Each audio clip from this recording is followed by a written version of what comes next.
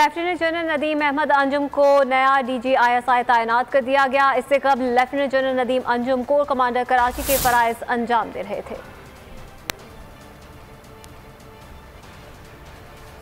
Lieutenant general Nadeem Ahmad Anjum को नया DG ISI तैनात कर दिया गया है। इससे पहले lieutenant general Nadeem Anjum core commander Karachi के फ़राइज़ सर अंजाम दे रहे थे। इससे पहले पाक फ़ौज में तकर्रियाँ और तबादले किए गए हैं, जिसकी फहरिस्त DG ISPR की जानिब से जारी की गई है। ISPR के मुताबिक DG ISI को तब्दील कर दिया गया है। लेफ्टिनेंट जनरल नदीम अहमद अंजुम को DG ISI तैनात किया गया है।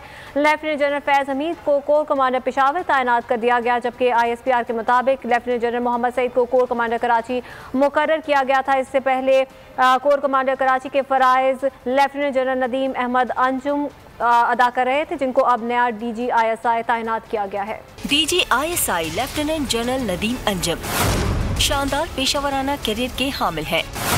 उन्होंने किंग्स कॉलेज लंदन और NDU इस्लामाबाद से मास्टर की डिग्री हासिल की।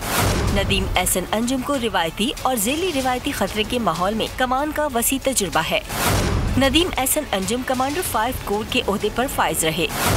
उन्हें नवंबर 2020 में कमांडर 5 कोर तैनात किया गया था। सन 2017 में ऑपरेशन ज़र्ब-ए-अज़्ब और ऑपरेशन रद्दुल फसाद के दौरान IGFC बलूचिस्तान की जिम्मेदारियां भी बखूबी निभाई। सितंबर 2019 में उन्हें मेजर जनरल से लेफ्टिनेंट जनरल के ओहदे पर तरक्की मिली। लेफ्टिनेंट जनरल नदीम अंजुम नवंबर 2020 में कोर कमांडर कराची के ओहदे पर तैनात रहे। वो PMA, स्टाफ कॉलेज और NDU में इंस्ट्रक्टर भी रहे। Lieutenant general Nadeem Anjum runner, basketball और क्रिकेट खेलने का भी शौक रखते हैं। सब्सक्राइब करें और बेल दबाएं ताकि कोई खबर रह न जाए।